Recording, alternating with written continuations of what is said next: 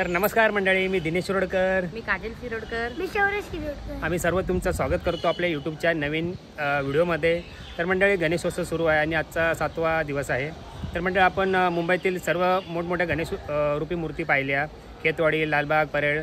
तर मंडळी, आज आम्ही सर्व फॅमिली आहे ना, आमच्या जवळच म्हणजे घरापासून 400 मीटर अंतरावर एक घर आहे, तिथे घरगुती सजावट असं गणपती बसवलेला आहे। म्हणजे म्हणतात ना, खूप छान असं डेकोरेशन आहे आणि मुंबई महाराष्ट्रामध्ये तो खूप फेमस झालेला आहे। हां, तर तो गणपती कोणता आहे तर हे तुमच्यासाठी म्हणजे काय ते गुपित आहे। तर तुम्ही व्हिडिओच्या शेवटपर्यंत राहा आणि व्हिडिओ जर तुम्हाला आवडला तर तुम्ही व्हिडिओला लगेच लाईक करा आणि आपल्या व्हिडिओला लगेच शेअर करा। तर मंडळी, चला आपण पटापट त्या व्हिडिओला सुरुवात करूया।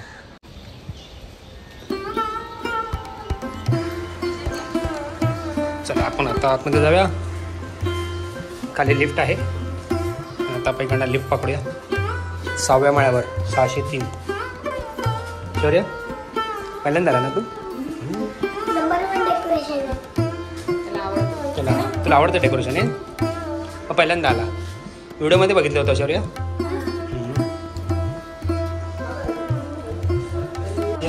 आजो भाई, आजो जल्दी आजो।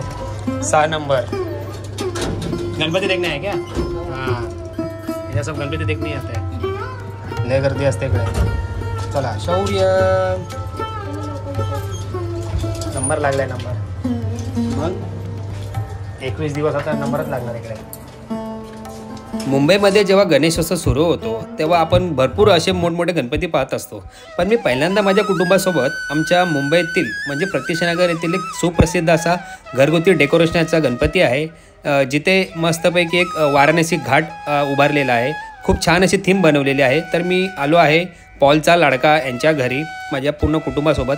गणपतीचे 21 दिवस यांच्या घरामध्ये गर्दीच गर्दी पाहायला मिळत असते, कारण यांचा गणपती इतका सुंदर असतो, त्याचं डेकोरेशन तर सुंदर असतं। तुम्ही या व्हिडिओच्या माध्यमातून पाहू शकता।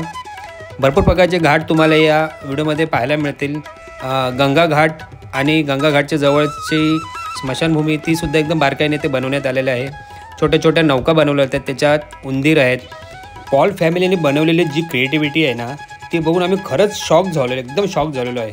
त्यांनी पूर्ण बनारस ना एका 10 बाय 10च्या एका जागेमध्ये पूर्ण इथे दर्शविलेलं आहे, दाखवलेलं आहे, एकदम बारकाईने काम केलेलं आहे। तुम्ही पाहू शकता व्हिडिओच्या माध्यमातून। हे जे थीम बनवले आहे, तो जो आर्टिस्ट आहे त्याचं नाव आहे फ्रँकलिन पॉल। त्याला जवळपास अशी थीम बनवण्यासाठी 1.5 ते 2 महिने लागतात। खरंच अशा आर्टिस्टला खरंच सॅल्यूट आहे। फ्रँकलिन पॉलची जी थीम आहे त्याला फक्त असं दर्शवायचं आहे की गंगेमातेमध्ये जे थोडंसं अस्वच्छ पाणी राहिलं आहे, जे वॉटर पोल्युशन झालेलं आहे, तर त्यांनी ही अशी थीम दाखवली आहे। त्याच्यामध्ये त्याला असं दर्शवायचं आहे की no pollution is only solution. मंडळी, अशा आर्टिस्टला तर तुम्हाला नक्की फॉलो करायला लागेल, तर तुम्ही त्यांना फेसबुक, इंस्टाग्राम आणि यूट्यूबवरसुद्धा फॉलो करा।